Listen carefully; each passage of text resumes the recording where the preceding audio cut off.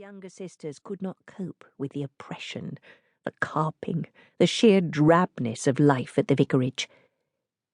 It was better that they had gone, for she, the sensible sister, was the one who could best cope with Papa, who was becoming more suspicious and ill-tempered as the years went by. Now she had no younger sisters to protect, only to worry about. It was time to accept, finally, that her life would be bound by the vicarage walls and by her duty as the vicar's plain spinster daughter.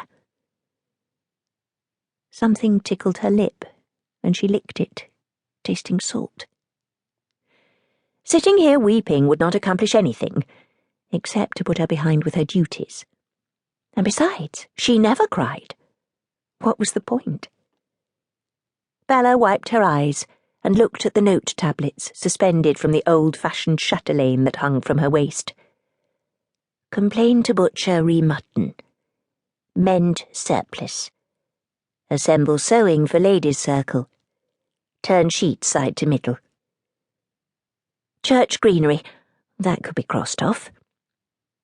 Another tear trickled down and splashed onto the thin ivory. She dabbed it off, smudging the pencil marks, and bit down on her lower lip until she felt more under control. Sometimes she did not think she could bear this any longer. She wanted her sisters. Even a letter would do. She wanted a hug, a kiss, laughter, warmth. She wanted love. Bella picked up the remains of the ivy fronds and then lugged the heavy watering can back to the vestry. Once upon a time she had dreamed of a lover coming for her. A knight in shining armour.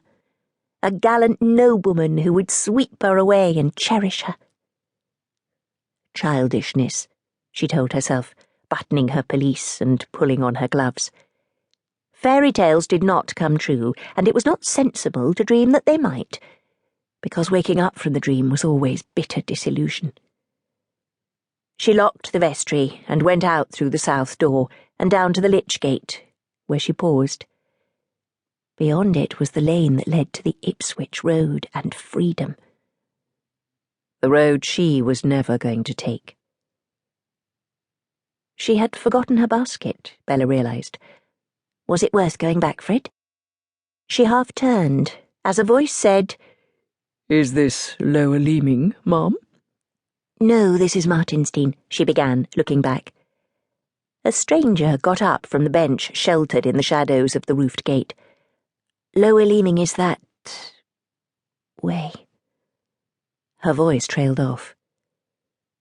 Blue eyes regarded her with interest, and a sensuous mouth curved into a smile that was, surely not, appreciative.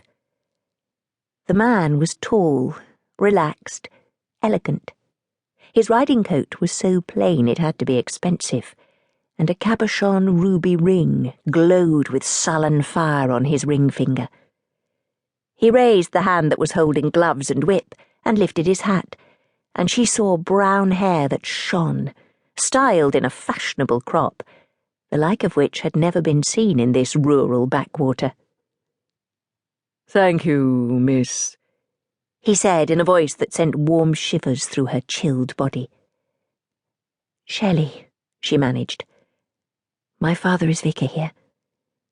Even as she said it, she cast a hurried look down the lane to the vicarage, as though her father's hawk eyes could see through the hedge from the study where he was engaged in writing next Sunday's sermon. "Miss Shelley, I am Rafe Cown, Viscount Hadleigh." And he bowed, as though she were a fine lady and this was Hyde Park. Bella managed to produce an answering bob of a curtsy. "I am staying with my good friend Marcus Daunt at Longfellow Hall, and I must confess to being utterly lost." "Yes, well, in that case you do need the Lower Leaming Road," Bella said, thankful to be able to articulate something sensible. "A Viscount, for goodness sake." "It is past the Royal George Inn, and then you should take the left fork after the duck pond. If you come through the churchyard, there is a bridleway that cuts off the corner, over there by the holly bush." "Will you not walk that way?"